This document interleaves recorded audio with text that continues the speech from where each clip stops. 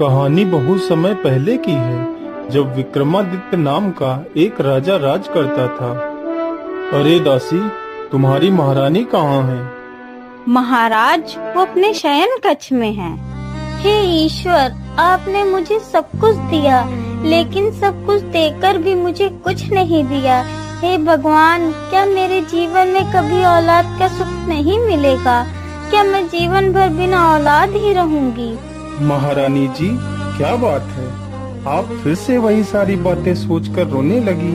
मत रोइए महारानी जी, अगर भगवान ने हमारे जीवन में औलाद का सुख लिखा है तो वह अवश्य प्राप्त होगा। आप चिंता ना करिए।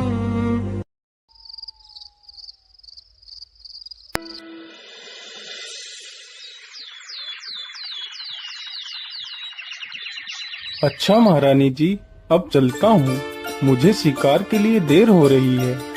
ठीक है महाराज, आप जल्दी ही घर वापस आ जाना।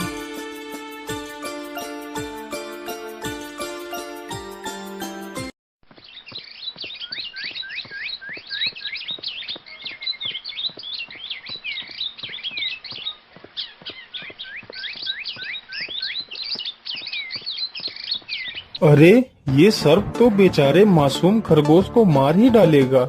मुझे इस खरगोश को बचा लेना चाहिए।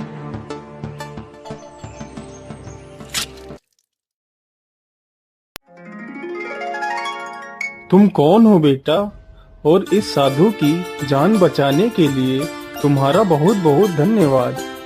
मैं इस राज्य का राजा हूँ, राजा विक्रमादित्य।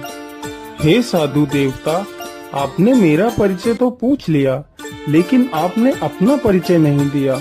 आप कौन हो और इस प्रकार एक खरगोश के वेश में क्या कर रहे थे? बेटा, मैं महामुनि शिवालिक हूँ। मुझे मेरे गुरुदेव ने यह श्राप दिया था। मुझे जीवों को तंग करने में बहुत ही आनंद मिलता था।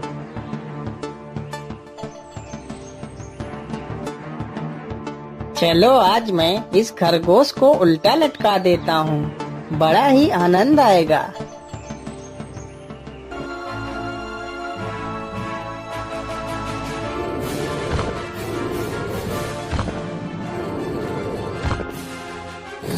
अरे, ये क्या? ये खरगोश अब हिल क्यों नहीं रहा है? इसे क्या हुआ?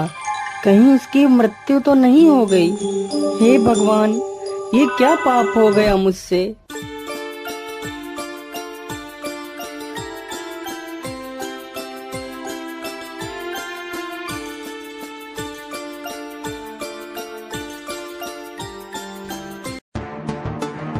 अरे नीच पापी, तूने इस मासूम की निर्मम हत्या की है। मैं तुझे श्राप देता हूँ, तू भी अपने पूरे जीवन एक खरगोश की योनि में जिएगा। गुरुदेव, मुझे क्षमा कर दीजिए गुरुदेव। मुझसे बहुत बड़ी भूल हो गई गुरुदेव।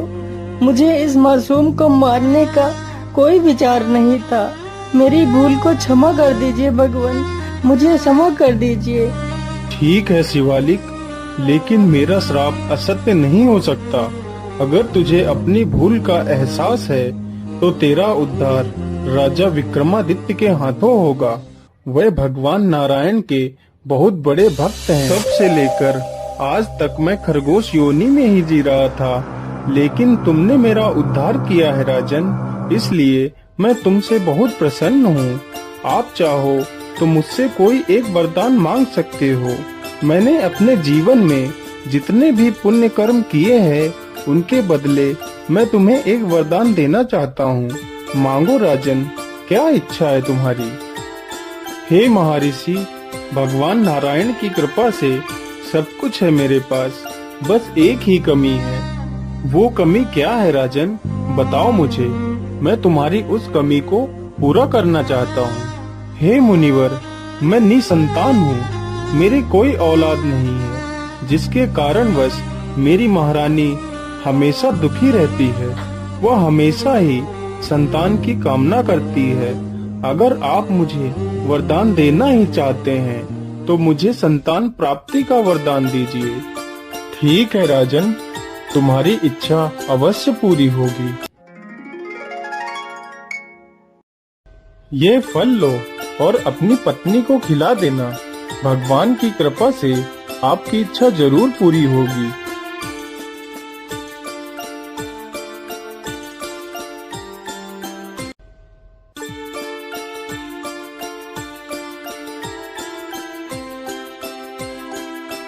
फिर राजा वह फल अपनी पत्नी को खिला देता है।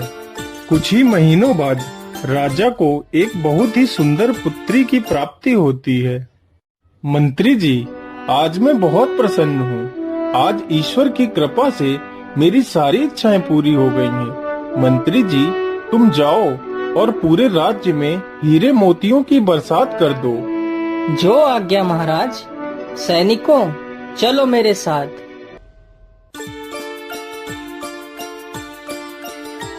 इसी प्रकार समय बीतता गया। पिताजी, ये इतनी चमकदार वस्तु क्या है? ये इतना क्यों चमक रही है? बेटी, यह एक मणि है। इसमें इतनी शक्ति होती है कि तुम इसके सामने अपनी जो भी इच्छा प्रकट करोगी वह पूरी हो जाएगी। तो पिताजी, क्या मैं इस मणि को लेकर आसमान में उड़ सकती हूँ? हाँ बेटी, तुम अवश्य उड़ सकती हो। अच्छा पिताजी, मैं एक बार उड़कर देखती हूँ। हे जादुई मणि, मुझे आसमान में उड़ाकर ले चलो।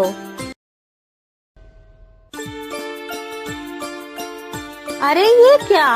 मैं सच में आसमान में उड़ रही हूँ। बहुत ही आनंद आ रहा है। चलो बेटी, अब नीचे आ जाओ।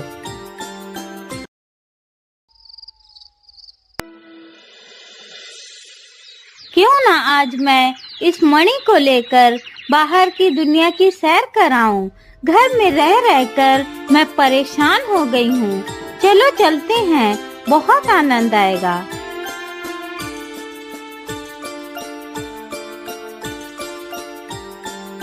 अरे कितनी सुंदर नदी है और इसका जल भी कितना सुंदर है। चलो थोड़ा सा स्नान कर लेती हूँ।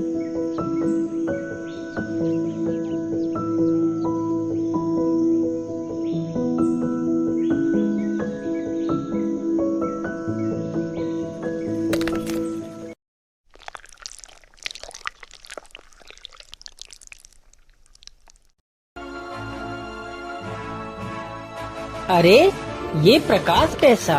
चलो चलकर देखता हूँ।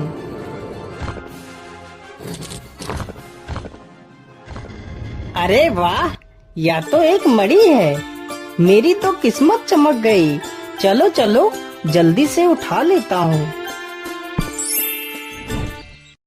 अरे ये क्या कर रहे हो?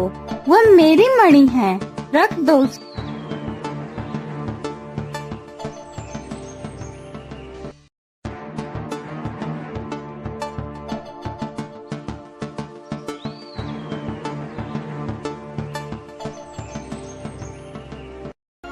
अरे इतना समय हो गया है, लेकिन राजकुमारी अभी तक घर वापस नहीं आई है।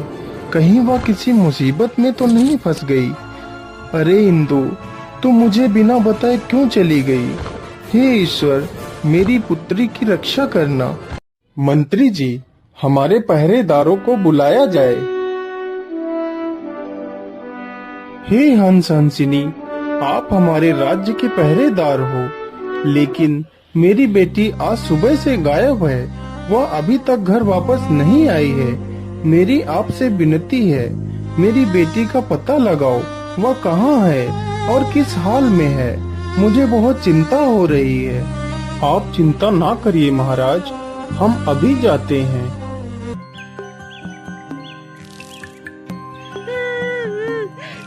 अरे हंसावती, देखो यह रोने की आवाज कहाँ से आ रही है? मुझे लगता है यह आवाज तो जरूर राजकुमारी की ही है, लेकिन यह आवाज आ कहाँ से रही है? स्वामी, मुझे लगता है यह आवाज इस घर से आ रही है। चलो देखते हैं।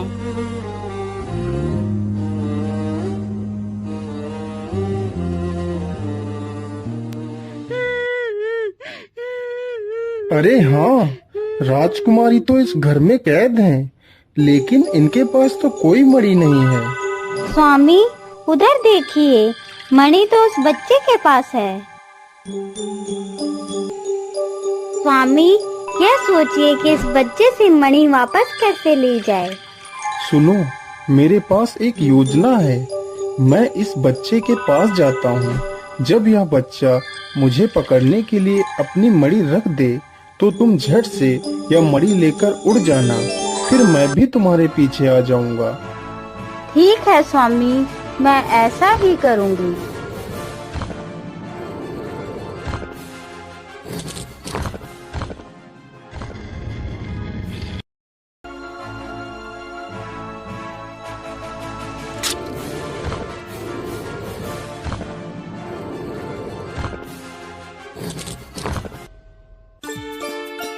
चलो जल्दी से, अब हम इस मणि को राजकुमारी के पास गिरा देते हैं।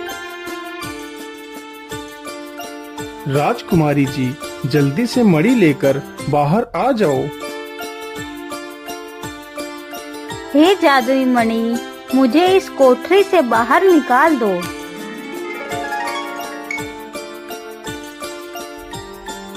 मुझे माफ कर दो पिताजी, मैं आपकी आज्ञा के बिना ही चली गई थी। अब मैं ऐसी गलती कभी नहीं करूंगी।